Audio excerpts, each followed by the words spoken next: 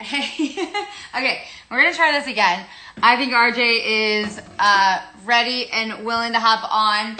Happy Friday if you weren't with us before. Now, this time it's for real. There he is. He's joined. Okay, thank you. See if this works. Thanks again for all of those who were on before and are now joining again. I see some of the same similar names, so thank you so much. There he is. Look at that face. Ta-da! Ta-da! Hey, how are you? Well, long story. I was grading a lot. We got with all this time off, I had to finish the grading for my shop down below. So got busy cleaning driveways and moving rocks and doing dude shit. And all of a sudden, I'm like, oh shit, 3:40. I'm late. It's okay. There's been a few times in our lives that we've both been late to a production meeting of some sort. I remember that has happened to you at some point in time too, Maybe, right? maybe once or twice. No, I'm glad that you joined. Let me make sure the volume. I don't know if hopefully everybody can hear me as Yeah, well. your volume's kind of low. Is that better? A little bit. Hold on. Let me turn my volume all the way up. Now hit it. Hey, everyone. Thanks for joining us. Okay, so first, hi. How are you? I'm good, man. It's been ages. Dude, Why? it's been so Why, long. Katie? Why? Why? Why? Why? Why? We'll tell that story in a little bit, but no, I've been watching you. You're doing great. So bad. Still looking beautiful. Still kicking ass on all your sports stuff. And where are you at now? Are you in California? Where are you at? Newport. You Yeah, in still Newport? in Newport. Still in Newport. Down the way, between Huntington and Newport itself. Today, officially, the beaches down here closed. So no surfing, none of that. That people have been really enjoying as a social distancing kind of thing. But it's that's officially over. Yep. So, but which is like super weird too, from the angle of like a lot of people here. If you may have joined me before, some of you guys, it's weird because it's like our backyard. The beach is kind of like what we where we go because we don't have yards where I live, and so the beach is kind of like your place to work out and all that jazz. So, but you knowing this from having COVID, like having the virus, like Yeah. the importance of what the social distancing is all about. I mean, what's your take? Well, I don't buy it all because here's why. Okay. Is that I was in Daytona. I rode a motorcycle all the way across the country. I think I got a little dehydrated because I didn't want to pee because I was doing like 14-hour days through Right. rainstorms and crap to get there. Yeah, and yeah, using the bathroom is just a nuisance at that point. Right. So I'm like, I don't want to like stop every, so often and pee. So I kind of dehydrated myself when I got down there. It was an emotional time because I was taking my dad's ashes, back to Daytona, blah, blah, blah. So when I got home, I thought, I'm just tired. After you've been gone for a while, you come home and you don't feel normal. And so I go, I'm kind of tired. The next day I kind of felt more tired. So it kind of came on slow. Like normally the flu comes on and hits you like you wake up in the morning, you go, I'm sick. Oh, don't feel well. Yeah. And then you're full on sick by that night. And then it's like a 2-day thing and then you sweat it out and then you're kind of good. Totally.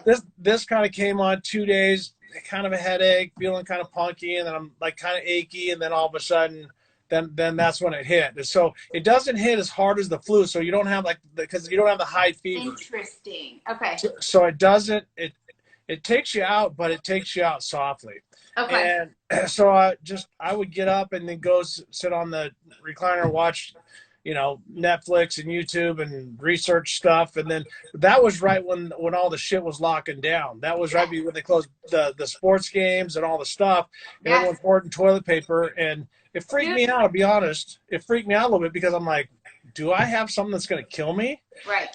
But I really owe a lot of credit to my wife, Steph, because she just made sure that I was hydrated. She made sure that I got to rest. And will you give her a big hug from me? I will. I almost texted her looking for you. So yeah, you're a smart person. You know how to get a hold of me. And then I started really watching my breathing and stuff because I had pneumonia back when I was racing motocross, and I would get exercise-induced bronchitis. So I've been following this regimen. I learned it from Laird Hamilton and Paul Hodge and Gabby Reese and stuff, the Oxygen Advantage, a guy named Patrick McCowan. And now, believe it or not, hold on, wait for it. Wait for it. I should have prepared. I am actually a breathing coach. This is my What? binder. I had to do an No. online class. No way. Is that from COVID? So the virus stuff since then? No, well, no. If you guys look up, if anybody's curious about this breathing stuff, just look up Oxygen Advantage, Yeah. Patrick McCowan, and he's got one on breathing routines and stuff to do to help get some more nitrous oxide through your nose and into your lungs and stuff like that. Because I was like 14 days, felt like crap, you know, Yeah. the light fever and the aches and all that stuff. But then when that kind of went away, that's when the tight cough came. It wasn't like, you know, when you hawk and cough Yeah. something up. I never got that point. Just it was a real tightness of chest. I go like it sounded like a really wussy cough. Weird. Yeah, and so I would do these breathing exercises where you breathe through your abdomen and you widen your ribs and through Yeah. everything through your nose and stuff like that. And I really feel that helped me bounce back. And you know, I've always got a little bit of something going on in the dirt and stuff. Yeah, it's part of working in dirt. Yeah. Right, but as far as my lungs, I don't have no cough, no nothing, and I feel fine. So, Did Steph and everybody? I mean, everyone else was safe around the house. yeah, everyone stayed away from us. That was kind of cool because as soon as I had it, first it was like I was a leper. No one wanted to talk to me. No one wanted wanted to stay Through away. you would literally be giving it through the telephone, like that level of people were Right. texting. Yeah. Then then I came because after I started to get better, that's when I went online and Yeah, said that I I had it. appreciated that. Like, you know, it was one of those things where I'm sure other people have shared this, but like you being able to share your story in a time where all of us are a little uncertain. It's like what's actually happening versus what's real versus what's not real and yada. I thought that was really, really cool of you and really admirable for you to kind of find the guts to do that because I think a lot of people wouldn't have. So thanks for that. Well, and you feel guilty when you get it. Like Yeah. I'm sick and now I got it. I'm like, I didn't do anything wrong. You Right. know, did I shake the wrong person's hand? Did I do this? Did I do that? So here's the crazy part is so that I was in Daytona. I was around Emig, Mm-hmm. all these different guys, shake their hands, hug them, blah, blah. John Fitzgerald was a friend of mine. He's a Alpine Star medic for the Supercross. Yeah. He stayed with me because we went. His uncle's a long story, but his uncle's the one that fused my wrist in Orlando. So he stayed with me Saturday night after the Supercross. We stayed with his uncle and his aunt, and had dinner with them. You know, and I hugged them goodbye the next morning and flew home. None of them got it. Wild. When I came home, Johnny Campbell and his wife, who lived down the way, had dinner with us and they didn't get it. But I didn't sneeze on them, I didn't cough on them, and I didn't kiss them. So I never exchanged anything. So I think I don't understand it because we're breathing the same air. Yeah. And that goes back to the whole social distancing when you said you don't what you believe, what you don't believe. By the way, we have people in from Brazil and Italy. Andreas Backroot, I see you. It's been like 2 weeks since we talked to you on here, I think. Yeah. Yeah, there's the idea of what that is all about. I mean, it's hard for all of us to conceptualize. So that's why I said I thought it was cool you shared your story and what your experience was, because I think so oftentimes it's just like there's so many myths that all of us don't know. Well, and we were kind of skeptical to share it because people come out of the woodwork, you know, for different reasons, and you know, it's like when you're in the limelight at all stuff. Yeah. But I'm like, you know what? Everything is doom and gloom. It's like this black. It was like being in North Carolina and them telling me about the hurricane that's going to come, you know, and the death toll that's going to happen and blah, blah, blah, and all that shit. I'm like, I had it. It sucked. It wasn't fun. I don't want to get it again, which I don't think I can, but it's not that I was sick. It's a long drawn out 90% flu and do the right things. Like I say, stay hydrated, rest, and then do some breathing exercise to make sure you keep oxygen in your lungs. You'll be good. Yeah. That is, I guess, an interesting takeaway for sure. And no, this is not moonshine, although there's been like 3 people who've asked. This is not moonshine at all. This is what is it? sparkling water, because I have to do another interview after this, and I have to actually, words can't be hard in that interview. Okay. What's yours? What you got? Cheers. Cheers. Actually, it's Lord Superfood Mango Hydrate because I run Oh, around all day. oh. Kind of healthy. I'll probably yell Steph here in a second to bring me a glass of wine or something. I would be right there with you. Approximately 5:30 p.m. our time, 8:30 Eastern. I might be with the glass of wine in hand. Okay, wait. Tell me about one of the things I want to know as I was following your journey. I kind of wanted to know about your whole bike ride. Like that to me was super amazing. I mean, inspirational, amazing. I'm sure emotional. What was it all about?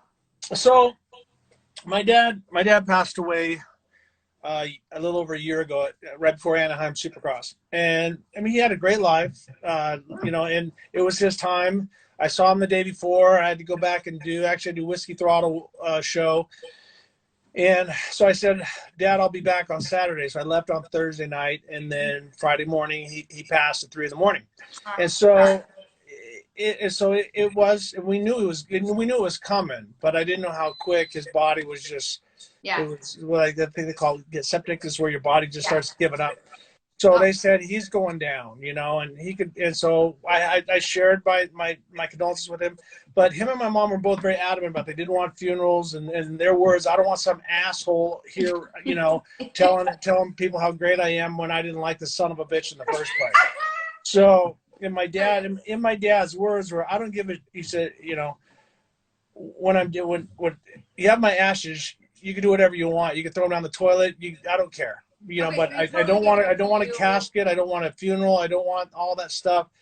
And so his ashes have sat on my bar for a year. And I thought Daytona was coming up. I've been doing adventure bike rides and stuff like that. I go, and he loved Daytona. He did it twice, and he always busted my balls.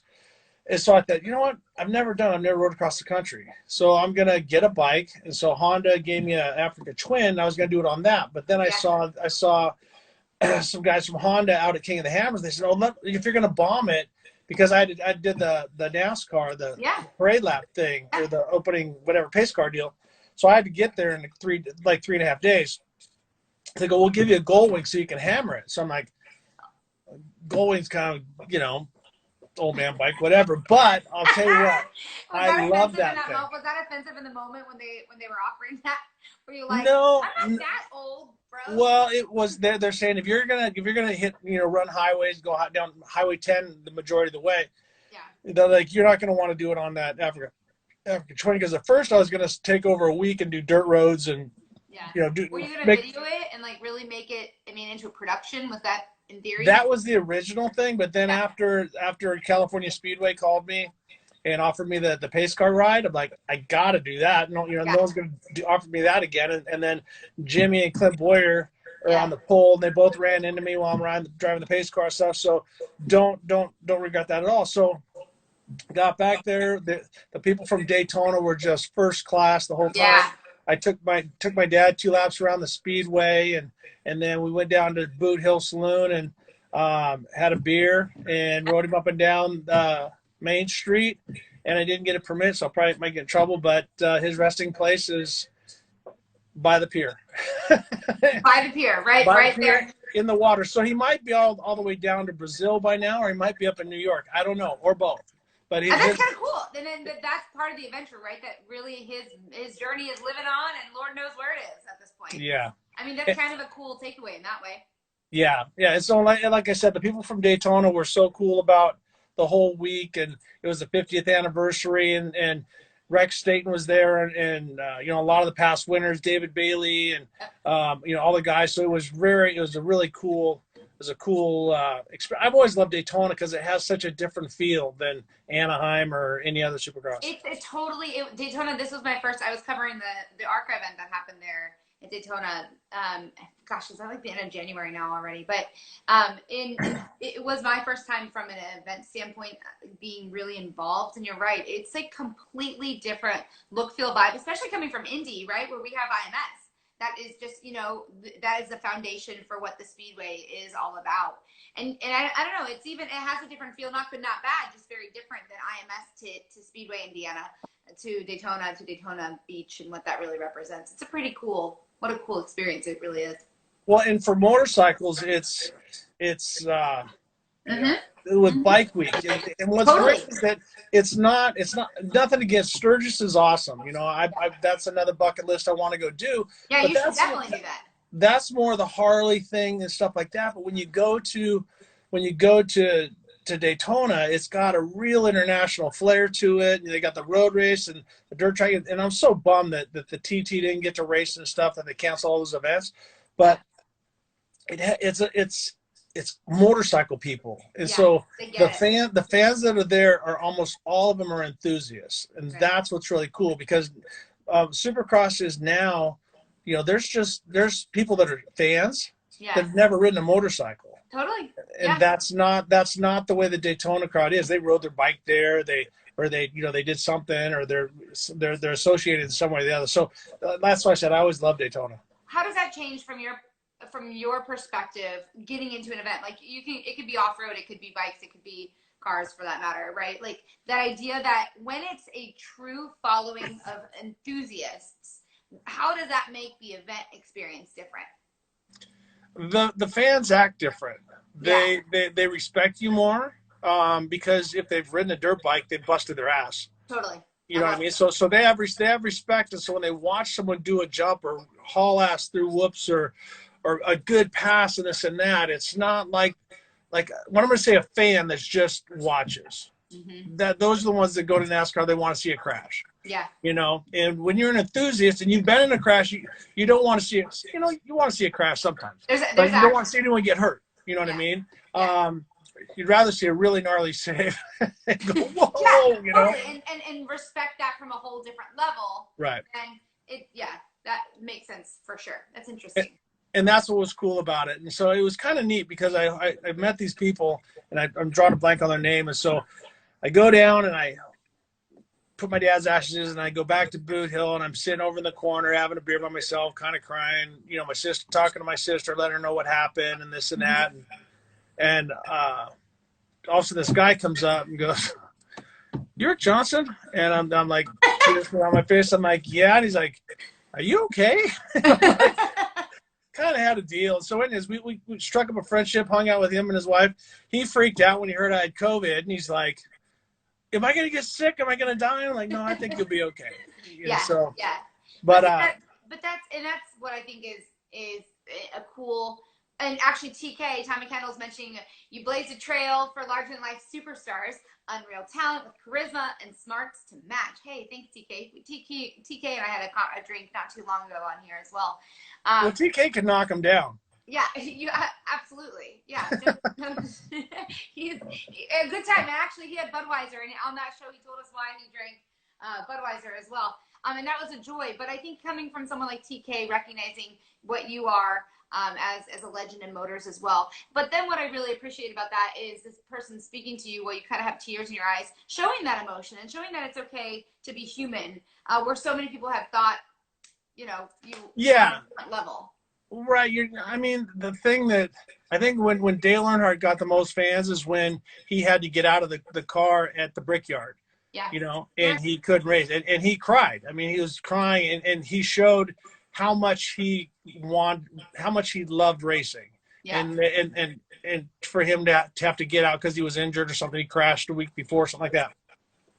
And I mean, I'm not a crybaby or anything like that, but shit, I just said my final goodbyes to my dad. Yeah. And so it hit me a little bit, in that, and if my dad was there, he'd tell me, "Quit being a pussy and go get us a couple more beers." So I needed to shut up and move on. But like guys like Tommy Kendall, what I've always enjoyed with him is, for one, our urinal talks, which is another story. God, there's probably some good ones up in there. Like, there's probably some good, solid stories that happen in those moments. I just have to imagine. Well, it was cool because Tommy was kicking ass at GT and just got into GTP before he got hurt, and I was just coming into Chevy Trucks, and we had a mutual friend in Jeff Spencer, and Spence would be like, you know, you need to learn from Tommy, because Tommy was, you know, not just a pretty face. I mean, he's smart, educated. He's the whole package. And you know, and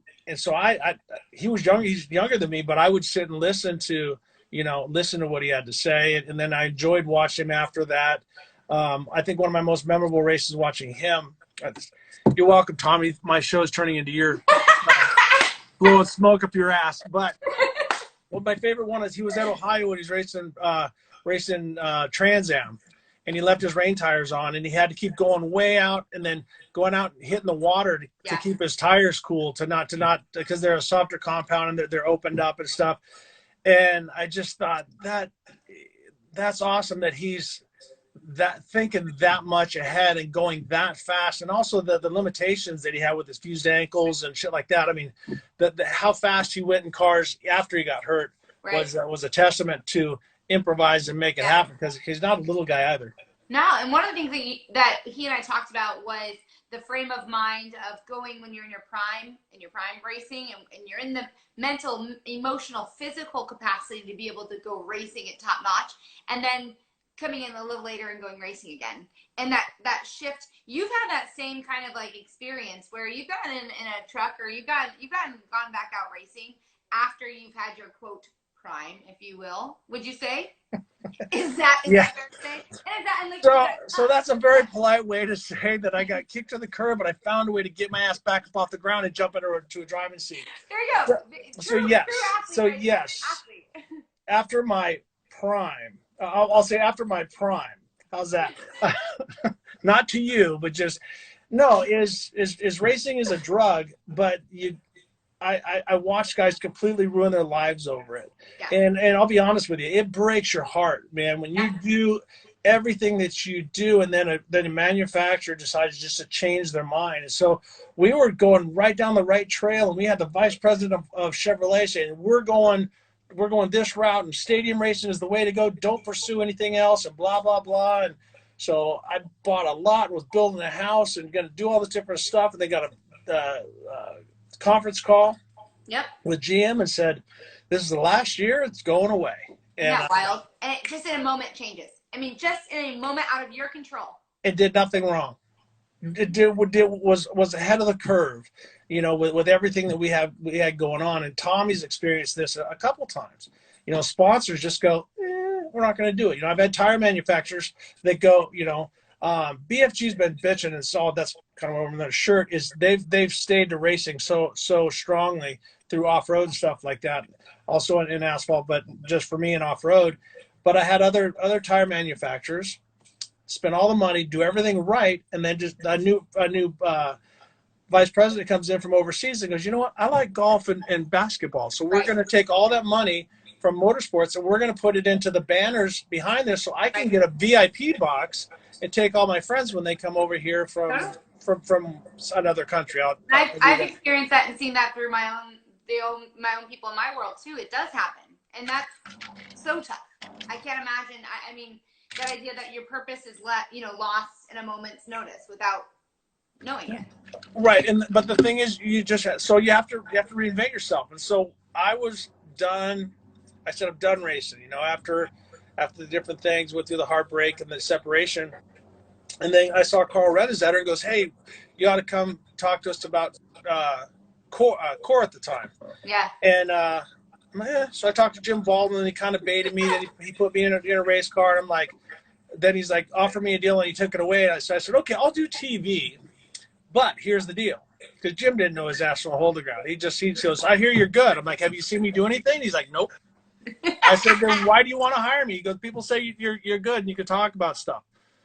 Okay. So I said, all right, so here's the deal. I'll do your show. I want X amount of money, because he promised me a ride, and he kept the ride. He took the ride away on a handshake deal. That pissed me off. And so I said, I want X amount of money. He said, okay. So I'm like, ooh, I gotta keep it up. And so I go, I get to write 3 episodes, and I get to produce them, whatever I want. From a TV standpoint. The TV show. Yeah. So he goes, good. He doesn't even know what they are. He goes, I don't care. I'm like, okay. So right there, I'm like, I'm going to do a episode on a Pro Light, a Pro 2, and a Pro 4. God, and I'm going to go out there, and I'm going to drive them, and I'm going to talk about them.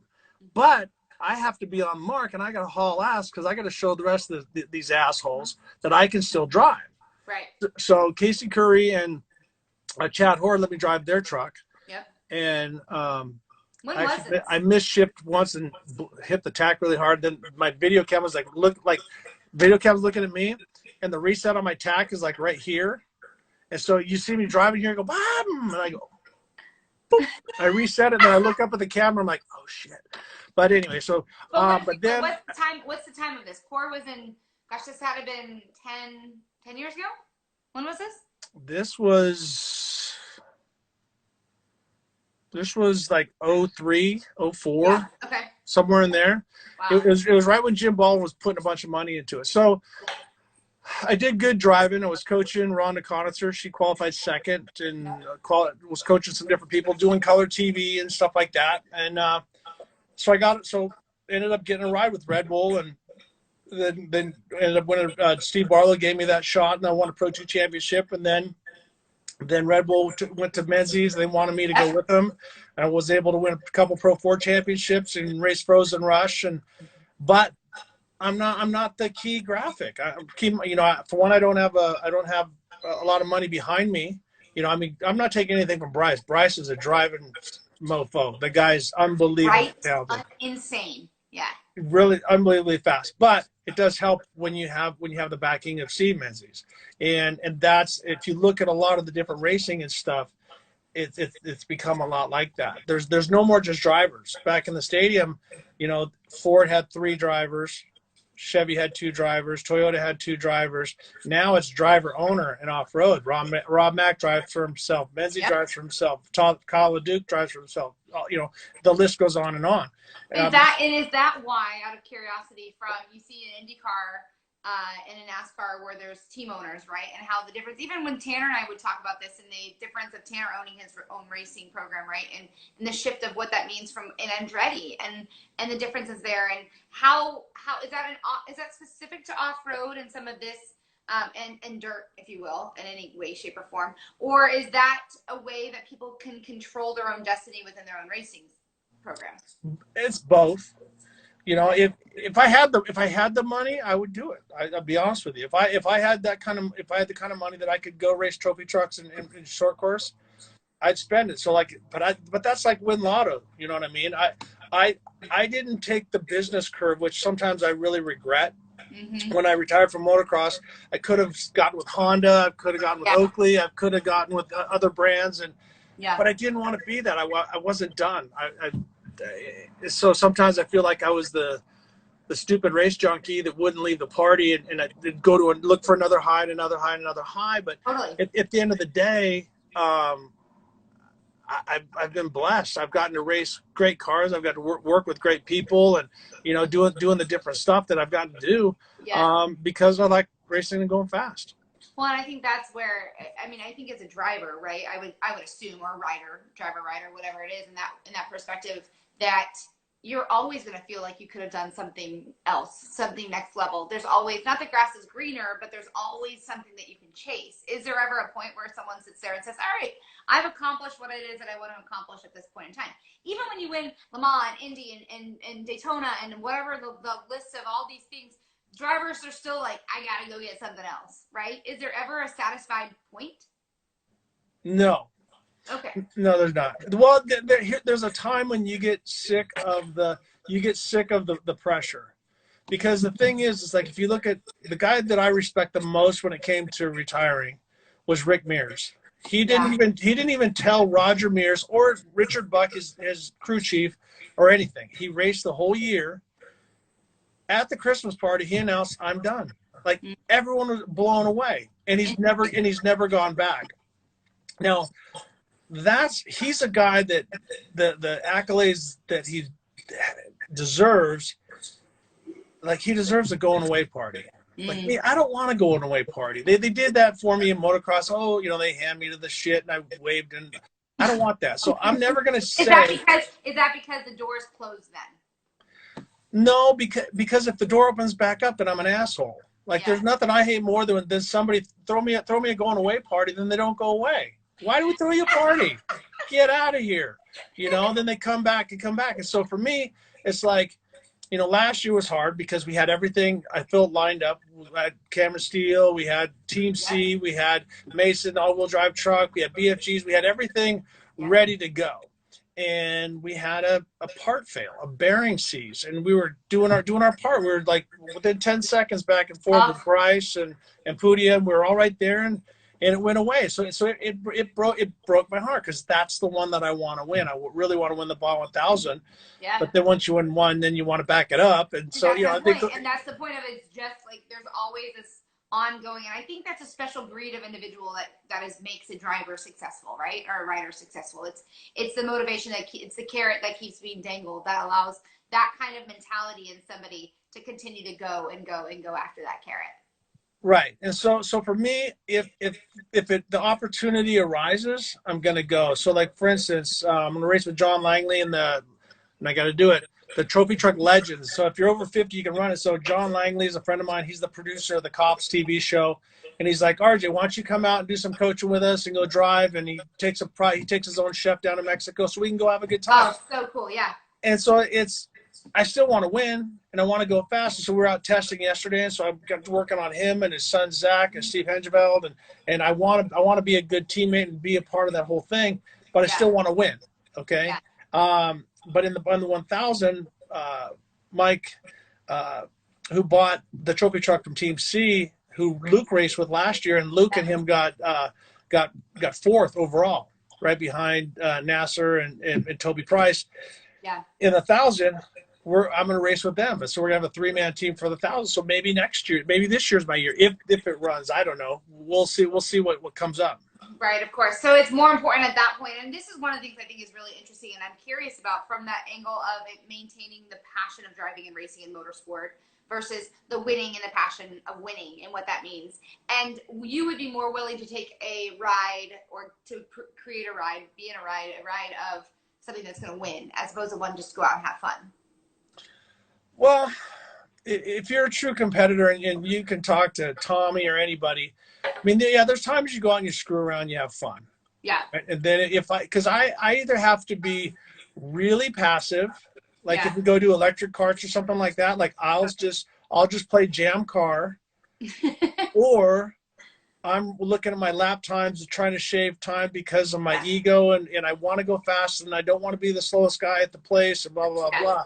So it's literally like you see like on the drug addicts, right before the race. Some people maybe they're cool as ice. Me, man, the adrenaline's starting to go and I feel like I got to go to the bathroom. My hands are sweaty. I don't want to talk to people. I'm agitated.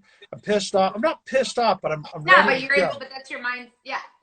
Makes And sense. then as soon as we take off, and this is different because you kind of ease into it, not like in Pro 2 or whatever, we line up side by side or whatever. Yes, no, so gnarly. But once you get going, everything goes away. All the the problems, the taxes, the payments, the everything. It just all of it goes away, and you're single that focused. That is like in a drug. That is like not an addiction from the addiction standpoint, but an addiction from the addiction standpoint of it being an emotional and a mental and just like getting into that zone. Yep. That's interesting. That's fast. So it's a true compartmentalizing of your life. Yep, because as someone just wrote, getting into the zone. It's you're addicted to the now because I don't have time. It's like when you get in a car accident, it's happening and you might scream, or this or that, but it happens so fast that everything slows down. And that's when, like, when I watch Tanner and how fast, because I've driven the GRC cars, how much is going on. I mean, that's you're in a rocket skate. It accelerates so hard. It does so much. And you're doing things so instinctively and so, as Ayrton Senna says, so of God and not you, because you can't think that fast. You're doing stuff and sometimes you catch yourself and you go, holy shit, how'd I do that? Like it's like I felt like I knew what was coming. Yeah. You know what I mean? Yeah. But it's one of the things that I find interesting though is same with swimming. Yeah, there's a parallel. I'm just going a whole lot slower in swimming. But that idea of like you get out of a pool or a track and you sit there and think like, I blacked out that whole time. I don't really know what happened. What I find fascinating about drivers is the driver hands, right? So it's like you come in here and you do that and you do a little understeer and like you always know when a driver's talking to somebody else who understands driving or racing because you talk with your hands and this like motion that makes so much sense. Right. But I think I can't understand how you guys, if that's the zone you're in and everything else is kind of forgotten, how do you get out of the car and how are you guys able to so eloquently talk about what happened engineering? What was the understeer? Where was the oversteer? How did my car handle that way? Because I feel like that, I black out. I'm just like, I don't know what happened. Well, because you're focusing on the little shit. You know, it's like when I take somebody in an off-road car the first time, they're like, because they're looking at stuff that I know that isn't even going to upset the car. You know, but if you're in a regular car, it would destroy it. So I look past it, and not me, but all the drivers and stuff like that. There was a commercial that Mario Andretti did a while back, like a 2-seat deal, and he's going around. Yeah, Firestone one, I think. Yeah, and it's like slow motion, and he sees the girl, you know, in the flowers and the stuff, and the guy in the back says, you know, because everything goes away. You know what I mean? As I said, like it is like a car accident. You know, people go, "How bad was it?" Well, it was bad when I realized after how bad it was, but when it happens, you don't have time. You know, and that's why it's beautiful. Yeah, I think it is beautiful. Motorsport and racing, when you kind of dive right in, it is beautiful. I'm sorry if you guys can't hear me. I'll try and continue to talk even louder. My voice literally cuts through everything, so I'm surprised you can't hear me. So sorry. Somebody has asked what auto motorsport do you respect the most? I respect motocross because the driver. So the bikes are all very close, but if you put Jeffrey Hurlings and Eli Tomac, oops, sorry. Someone's calling. My wife Steph got it. See, she's helping you out.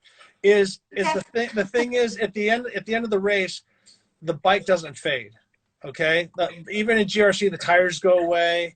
The track is going to do what it's going to do, and you're limited. You know, like the tracks, I think suck in GRC because the guys just have to pound into each other to get by, because they have to. You and I both have our opinions on GRC. They have God to. bless the turn one racing there. Well, yeah, turn 1, turn 3, turn 4, turn 5, turn 6. It just give them a place to pass. But anyhow, well, with motocross, your fitness makes such a large part, because it doesn't matter how good a shape you're in. Towards the end of the race, it hurts. It hurts a lot, and because you go anaerobic, you push yourself to there. You train, you know, like I said, I'll use Eli Tomac and Ken Roxon, and those two guys are going back and forth. And even in the younger crew, how hard they're pushing themselves to put up with being anaerobic. And that's kind of what's cool about that oxygen advantage stuff, is there's exercise that you can do to gain the red blood cells and stuff from going anaerobic without trying to kill yourself. There's things you can do, just sit and hold your breath, if you do it the right way. So I respect the World Rally guys probably the most. GRC, I have a world of respect for NASCAR, IndyCar, F1, all the different stuff. But I think the guys that really put it out there are the World GRC, the World Rally guys, not the short track. Oh, the World Rally, yeah. The World Rallies with co-drivers and just their engineering and their ability to see and to what is amazing to me about rally. It doesn't matter if it's stateside or if it's World Rally. What I love about it is the dynamic of the partnership of course with the co-drivers and their ability to hear, interpret, respond, mix, and control all at the same time. It is mind-boggling to me how they can manage all of that. Yeah, and if you want to, and then F1 is, I mean, it's just, they're so fast, and it's just, everything is so on the edge. RJ, I want to add too. Here's one. I covered snowcross for a couple of years, and that's another version of a sport that I have oftentimes said is, in my opinion, one of the most underrated sports that we have at all. From you take a moto, you take a supercross angle, then you add the elements like the snow and the snow and the weight of the sled and the cold and the wet. I mean, that to me, you take that to another level. And I've always said I think the snowcross guys are some of the most athletic athletes that I've ever. That's a double whammy on the athletic athletes, but you know what I mean. They are some of the most athletic athletes I've ever been around at all. Well, yeah, it has a lot of elements going to it, because we did Frozen Rush in the trucks, and when you're out there, we had I think the second year it was like 15 below zero. So when you're dealing with that cold, man, I mean, if anything is exposed, I mean, it feels like it's on fire, and you have that element, and then you're trying to breathe and warm up the air before it gets Yes, into your lungs even and freeze breathing you. is hard. Yeah, and so it's Wild. um, so anyhow, KG's on the line. See you tomorrow, KG. Oh, no, on Sunday. Anyhow, back to the story. So yes, snowcross guys are studs. Levi and all the different guys, they they can. That thing's like a small truck, and they're riding it. Insane. It really is insane. Um, so another thing that so Charlotte, one of my best girlfriends, is on there. Hi, Char. Sure. RJ says hi. Another thing I wanted to talk about a little bit is Sunday. KG's. What are you guys doing Sunday? Oh, Kenny Grant's a buddy of mine. He lives up in Venice Beach. He's totally a madman about e-bikes, electric mountain bikes. So Ricky Fowler's dad, Rod Fowler's a neighbor of mine. He's got a couple of them. I don't have one at this time, and so we're going to go for a little ride and then go for a little adventure tour ride, and so just going to have some fun. What's your take on? Hi, Luke. Oh, so good to see him pop in there. What's your take on electric? I love them. Cars, bikes, anything. Electricity in general, I love it. It starts my car. It starts my bike. Walking into not candlelit dinner anymore. So my take on the e-bike, like some people are down on them and this and that, but they're phenomenal. Okay, and because here's why. Because you're still why, Rick? Why? Because you're still pedaling, so you can adjust how much effort it puts towards it. So it's not like riding a motorcycle. You're actually pedaling and you're moving your joints and all different stuff. But like I have a partial knee replacement on the left and a ACL, PCL cadaver on my right, so my knees don't function really good. So now I'm good everywhere else, but when it gets those steep climbs and I really got to push the max, it just kills me. Then what happens is then I'm discouraged. I don't want to go because I don't want to be the fat, slow guy on the trail. But then with these, I could add a little more assist to it. And I can also do up to 2-hour rides and really throw some miles in. But I can keep my heart rate about 120, 130. I'm not spiking it up to 170 and then going anaerobic and then going through that whole process. So it's almost from a safety, health. I mean, there's a lot of benefits that you're seeing across the board. Impact on your knees and joints. The ability to, you're going faster, so you're processing more, so you're using your fine motor skills and you're going. Yeah, and also when you ride, I like it because it's got a little more weight, so it feels like a motorcycle. So if you do a jump, which I'm not a big jumper, on those, is that the weight wants to come down. A regular mountain bike is so light, and I weigh 5 times more than my mountain bike, and I'm busting my ass. Huh, very interesting. Okay, LJ, who just popped in. I don't know if he's still on here. I miss your guys' whole family, by the way. It's been so long since I've seen all of y'all. I know we don't live that far away. I know. And I don't have COVID anymore. So you can come porch sit. I will allow you guys to come hang out on the porch. I'll pass drinks and wipe them down. Why don't you come out here? We have tons of room. Okay. You can bring Tanner. We'll pick avocados. We'll go motorcycle riding. We'll go do whatever we would need to do. Dude, sign me up. Steph and I tried to get a date on the calendar for the last 3 years, I think, for you guys to come over to Newport at one point in time. There's so much to do. But with Luke, out of curiosity, last time that I saw you two together, you guys were working with the military in the Carolinas. That's been that long. Are you guys still working and doing anything in that world? Yeah, the virus stuff put a kibosh on. We were supposed to have classes in March, April, and May, and June, but that all got canceled. So now we're doing July and August, and then September and October. Okay. And so what we do is we train special forces mobility, whether it be we go back to Fort Bragg and they have a road course. We teach them pit maneuvers and car control and J-turns and hand control and eye targeting and close proximity and all that different stuff. Or we'll go out and talk to Wells here in California. I want to go out to Tia Wells with you guys. Yeah, you're in. And then I won't be able to keep the boys focused, but you'll have fun. And so we'll teach them recovery, driving in sand, how to navigate whoops, navigate rock crawling and stuff like that. So just kind of make them an all-around driver. with the hope and purpose of them kind of moving into either sportsmen and or professional driving, or is this just from the No, angle of like getting no, them to this is for them to keep to either get to the bad guy first or get away from the bad guy first, or okay. if they have to navigate their way across the country, how to stay out of trouble. Because So that's the cool. So thing is, it's the true life skills of driving yes. and add, okay, that's cool. Well, that's the thing is that you spend all the time teaching them how to shoot and how to do all the different stuff, but you put 5 guys in a car and you put some asshole behind the wheel, you could kill 5 guys. Mm-hmm. And you also jeopardize the whole mission and all the different stuff. So we feel strongly about the training, not because it's a great job and the pay and things like that, but I got into this because I want to share. And Luke always says the same thing. Luke's. I mean, if you talk to Tanner wanted to be the best at what he does. Tommy wanted to be the best at what he does. Jimmy Johnson wanted to be the best. If you don't want to be the best, you suck and you're lying. You're just lying. So at the end of the class, Luke always says, I've set out to be the best at off-road driving. He's not saying I am the best. He said I set out to be the best, and I'm doing everything that I feel that I can do to be the best. And it's an honor for me to share my life dream with you, and maybe one or two things will save your life.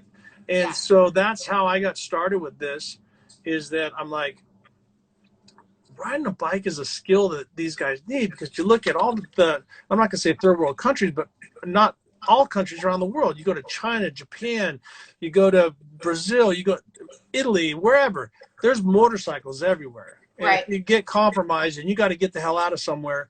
If you can get on it, start it, and ride it down the road, or ride it through down a sand wash or whatever, it could save your life. So it started with the motorcycles, and then with my off-road driving, it got into the cars. Yeah, very interesting.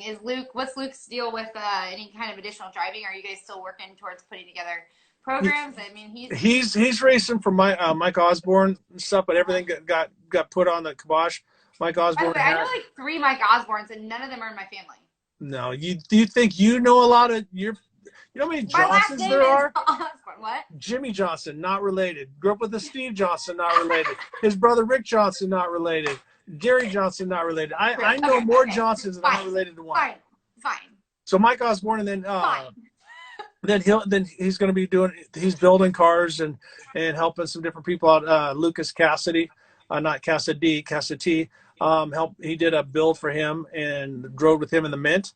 And so we're still coaching and he's doing Jeep builds and stuff like that. He's really, really good at the visual, seeing things and building it. And so I think that is another thing that people need to look at with their kids. Is some kids are degree kids and some kids are tradesmen, and Luke's a tradesman. He loves working with his hands and stuff like that. And I don't look at it like, oh, you're a failure, you didn't go to college. That's not his thing. He got his degree at the fab school, and he loves building race cars and racing. I remember when I wanted to get his name in from Power Nation side of stuff, from his on-camera work to the ability of, his ability to his fab work and everything else involved with wrenching and building. I thought it would have been a great combination for sure for him in that way. Real quick on the future of off-road racing. Well, it's crazy right now. They're having it might even be now. The Best in the Desert is having this town meeting, which, man, you cannot let the inmates run the asylum. It just, we've seen that so how many times in Torque, where every jackass is going to fight for their thing. If they have a big motor, they're going to fight for big motors. If it's Johnny Green's, he's going to fight for weight per cubic inch. If I have a 4-wheel drive, we need more 4-wheel drives. If I have 2-wheel drive, get rid of it. So it's down to tires, down to you're right. It's you got to go, what's the best for everybody, and someone's going to get hurt, and and it might be that's a problem. But the thing with off-roading right now is that they postponed. They canceled San Felipe. Well, actually, they moved San Felipe to be later in the year to be the qualifier for that. And then they moved the 500 from June to July. And so people are saying, well, we don't think that's going to happen. It might just be that, but we don't know what's going to happen, because they're saying that, shit's hitting the fan in Mexico now, even though, because we're kind of past it, but now the economic side, the hotels, no one's been down there, no one's working, no one's doing, beer plants are closed. Someone said, I was in Ensenada and I couldn't find beer. I'm like, or Rosarito. I'm like, what? You know? Yeah. So, Yeah. so it's,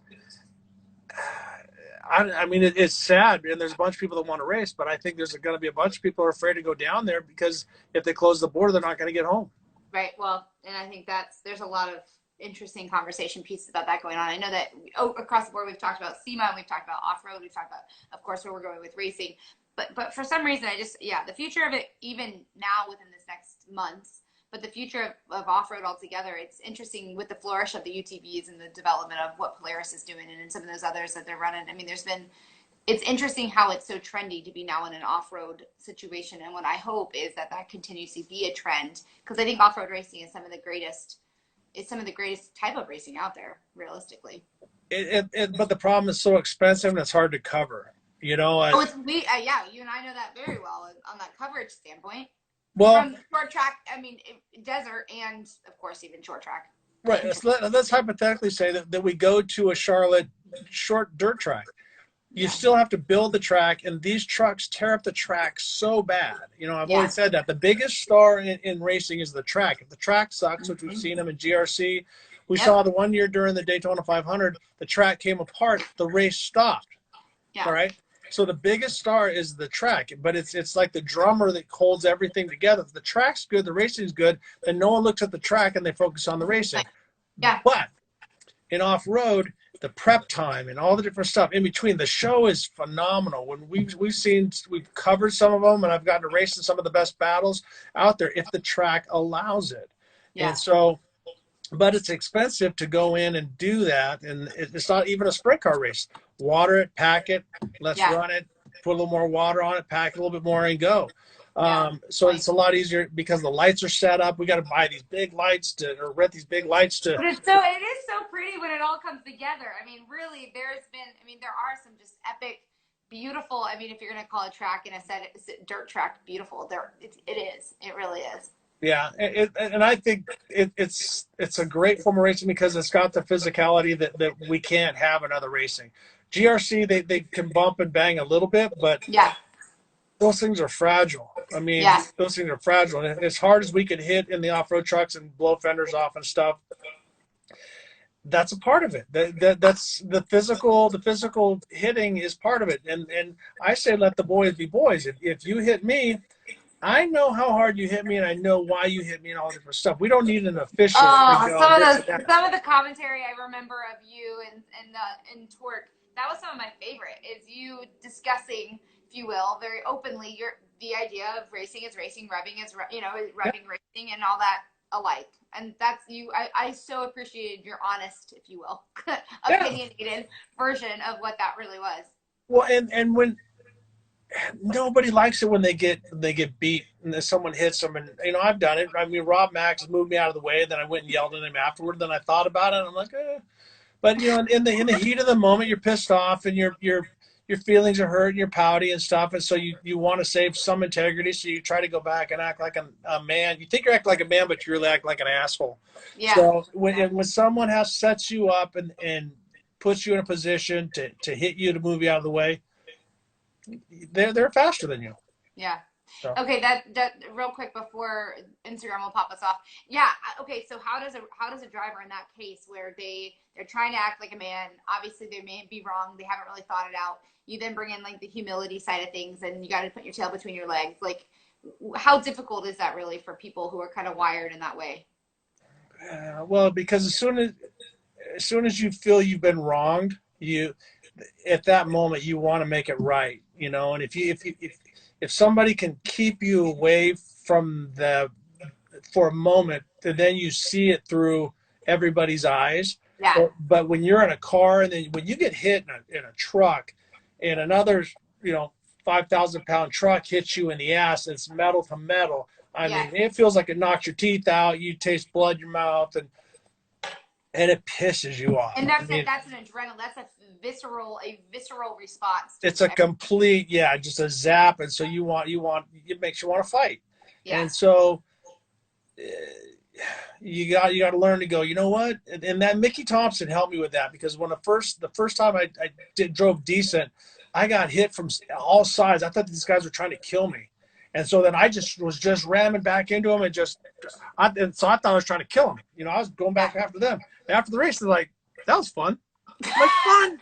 You're trying to kill me, so I tried to kill you back and stuff like that. So much fun. Yeah. So then it's like, you know what? No, that's part of it. So same thing like martial arts. If my job, if the rule is I can punch you and elbow you in the face, until you surrender, that's what I think is the beautiful thing of a mixed martial arts, is that they'll be doing this different stuff, and all it takes is that much, not even a 1 ounce, double tap, and a guy lets go, choking him. He's not trying to kill him. He's trying to beat him. And so if the opening is to punch you, then I'm punching you until you tell me to stop. Or I'm choking you, or I think there's fighters that try to break people's arms and do damage, but that's just their own issue. Yeah. But I think it's an awesome sport when that's all it takes. Yeah, just a little double tap. Yeah. Okay, real quick. Anything else you want to accomplish in the racing? Literally, we have like 1 minute. But 1 minute. I want to win the Baja 1000. That's one of my I think one of my final goals, and I just want to continue my legacy through my family and through friends, and get people riding motorcycles. So if you're watching this and you want to start doing some dual sport or adventure schools, hit me up on Instagram, @TheRickyJohnson, and private message me. We're going to start doing classes here in Southern California. Oh, that's rad. That's awesome. So come riding. That's super cool. Can I come? Someone says Katie wants to go everywhere. I do, especially now during quarantine. I can't wait to go anywhere. I will come join you guys. I will enjoy all of it. No, big thanks to you and for taking the time. I know that at the beginning there, I appreciate your efforts to coordinate with me. And I wanna come hang, give Steffi a big old hug from me. Yep. And Luke, and actually all three of the kids. And then I personally want to say thanks to everyone who are out there in the real world right now, because I'm still in the comfort of my own home. And so for those who are out helping with the coronavirus and the COVID and not sleeping and everything else, thank you, because I am actually here at my house. And you benefited, I'm sure, from some of their efforts as well in your little runabout. I was pleasantly surprised with the medical staff and how they followed up and want to know where I was and all the different things. So, hey, it's not that bad if you get it. Rest, take care of yourself, and you'll be fine. Yeah. Finally, why? So she got hung up on saying why with Mike Jenkins. She's like, Mike, why? And so that's our why joke with Katie. It was like my first TV true. I felt like I was trying to be a true professional, and I just totally blocked. And Mike Jenkins, why did your Cooper tires hook up so well? Why? Tell me why. Thank you. Funny. You and Floppy Royd will never let me live that down. Oh, and remember, and we'll leave with remember the corn dog story at Chicago. I wasn't going to bring it up, but yes, I do. Real quick, they're filming the guys. We're talking. Robbie and I are doing a show opening, and they're filming. They're scanning through the audience, and here's this dude with a corn dog. If you know what a corn dog looks like, he's just like this. And I got the giggle so effing bad that I couldn't talk.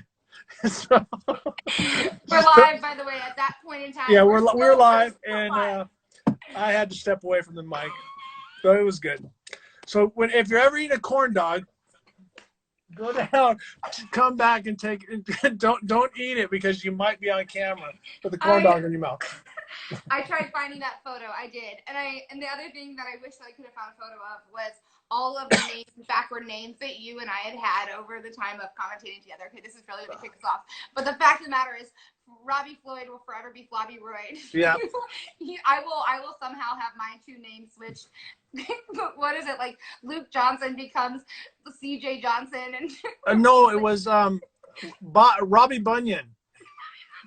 Robbie Bunyan is what you call him instead of Bobby Runyon. Oh man.